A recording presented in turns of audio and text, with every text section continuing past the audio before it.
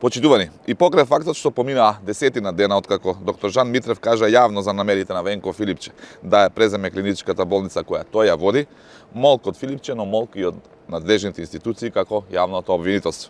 Во јавното обвинителство има повеќе од доволно информации врз чија основа може да се покрене постапка.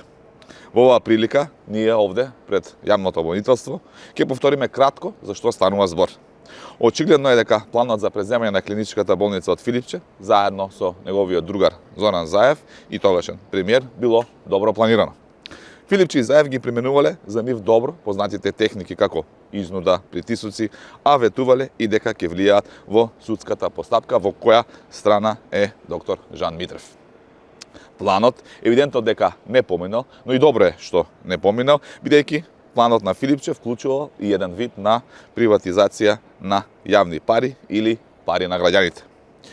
Како?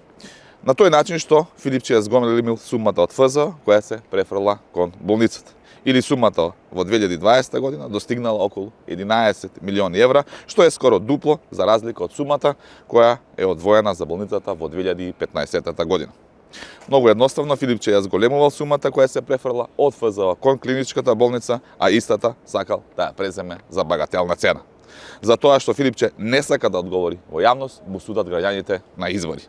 Но јавното обвинителство е должно да го испита секој случај за кој постои барем и мал сомнеж за криминал и корупција. Затоа денес уште еднаш го повикуваме јавното обвинителство да ги разгледа информациите и да постапува. Ви благодарам.